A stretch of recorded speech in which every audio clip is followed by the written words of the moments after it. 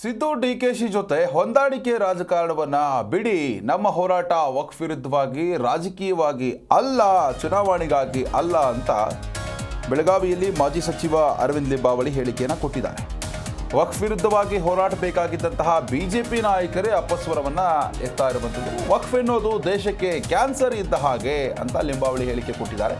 ಮುಂದೊಂದು ದಿನ ನಮ್ಮ ಮನೆಗೂ ಕೂಡ ಈ ವಕ್ಫ್ ಮಾರಿ ಒಕ್ಕರಿಸುತ್ತದೆ ಅನ್ನೋ ಒಂದು ವಾಗ್ದಾಳಿಯನ್ನು ಅವರು ನಡೆಸಿರುವಂಥದ್ದು. ಇದು ವಕ್ಫ್ ವಿರುದ್ಧವಾಗಿ ಸಾಕಷ್ಟು ಹೋರಾಟವನ್ನು ಮಾಡ್ತಾ ಇರುವಂಥದ್ದು ಬಿಜೆಪಿಯ ಒಂದು ಬಣ. ಅದರಲ್ಲೂ ಅರವಿಂದ್ ಲಿಂಬಾವಳಿ ಮತ್ತು ರಮೇಶ್ ಜಾರಕಿಹೊಳಿ ಹಾಗೆಯೇ ಯತ್ನಾಳ್ ಇನ್ನೂ ಅನೇಕ ನಾಯಕರು ಈ ಹೋರಾಟದಲ್ಲಿ ಭಾಗಿಯಾಗಿದ್ದಾರೆ. ಹೀಗಾಗಿ ಲಿಂಬಾವಳಿ ಕೂಡ ಇವತ್ತು ವಾಗ್ದಾಳಿಯನ್ನು ನಡೆಸಿರುವಂಥದ್ದು. ಜೊತೆಗೆ ಕುಮಾರ್ ಬಂಗಾರಪ್ಪ ಕೂಡ ಈ ಒಂದು ಹೋರಾಟದಲ್ಲಿ ಭಾಗಿಯಾಗಿದ್ದಾರೆ. ಸದ್ಯಕ್ಕೆ ವಕ್ಫ್ ವಿರುದ್ಧ ಅವರು ವಾಗ್ದಾಳಿಯನ್ನು ನಡೆಸಿದ್ದಾರೆ. ಜನಪರ ಹೋರಾಟಕ್ಕಿಳಿದಿರ್ತಕ್ಕಂಥ ಯತ್ನಾಳ್ ನೇತೃತ್ವದ ತಂಡದ ಮೇಲೆ ಕ್ರಮ ಕೈಗೊಳ್ತೀವಿ ಅಂತೀರಿ. ನಾವು ಭಾರತೀಯ ಜನತಾ ಪಾರ್ಟಿ ಹೆಸರಲ್ಲೇ ಹೋರಾಟವನ್ನು ಕೈಗೊಳ್ಳಿಕೊಂಡು ಪಕ್ಷವನ್ನು ಬಲಪಡಿಸುವುದರ ಜೊತೆಗೆ ಜನಸಾಮಾನ್ಯರ ಸಮಸ್ಯೆಗೆ ಸ್ಪಂದಿಸ್ತಾ ಇದ್ದೀವಿ. ಹಾಗಾಗಿ ಆ ಥರದ ಯೋಚನೆಯನ್ನು ಬಿಟ್ಟು ದಯವಿಟ್ಟು ಹೊಂದಾಣಿಕೆ ರಾಜಕಾರಣವನ್ನು ಬಿಟ್ಟು ಇನ್ಯಾವುದೋ ಕಾರಣಕ್ಕೆ ಈ BJPಯ ಹೋರಾಟ ಒಂದಾನೊಂದು ಕಾಲದಿಂದ ನಾನು ಅನೇಕ ವರ್ಷಗಳಿಂದ ಸಂಘಟನೆಯನ್ನು ಮಾಡ್ಕೊಂಡು ಬಂದಿದ್ದೇನೆ. ಯತ್ನಾಳ್ ಅವರು ಈ ಭಾಗದಲ್ಲಿ ಪಕ್ಷವನ್ನು ಕಟ್ಟಿರ್ತಕ್ಕಂಥ ನಮ್ಮ ಹಿರಿಯ ನಾಯಕರು ಸಿದ್ದೇಶ್ ಅವ್ರ ಬಗ್ಗೆ ಹೇಳಿದರು. ಆಗಿನ ದಿನಗಳಲ್ಲಿ ತಂದೆಯವರು MP ಆದ ನಂತರ ಮಧ್ಯ ಕರ್ನಾಟಕದಲ್ಲಿ ಭಾರತೀಯ ಜನತಾ ಪಕ್ಷ ಬೆಳೆಯೋದಕ್ಕೆ ಶ್ರಮ ಪಟ್ಟಿರ್ತಕ್ಕಂಥ ನಾಯಕರು.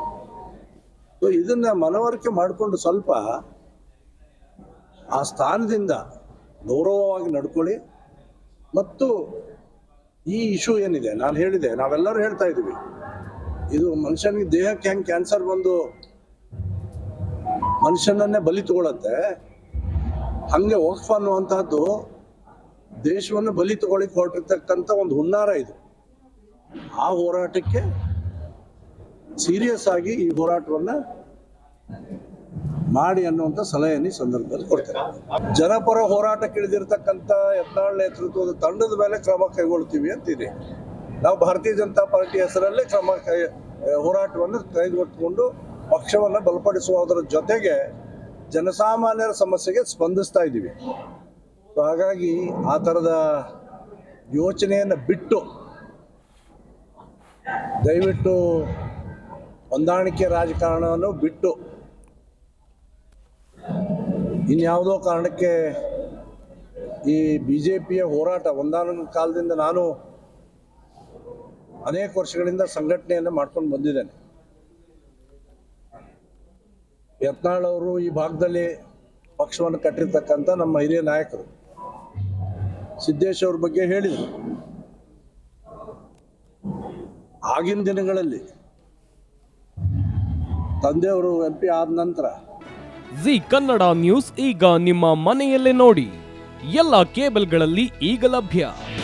ನಿಮ್ಮ ನೆಚ್ಚಿನ ಜಿ ಕನ್ನಡ ನ್ಯೂಸ್ ಈಗ ಸನ್ ಡೈರೆಕ್ಟ್ ನಲ್ಲಿ number 292, Tata play number 1664, Jio TV number 1334, NXT digital number 30, in cable number 30, city networks 51, U digital number 162, GTPL number 17, Rockline telecommunications number 42, Shri Basaveshwara cable number 168, rural cable network 60, Vinayaka digital 57, Abhishek cable 821, city channel 53, Siddeshwara cable network 57, V4 digital Infotech 628, Surya digital networks 53, Gajanan digital number 836, Malnad Infotech private limited number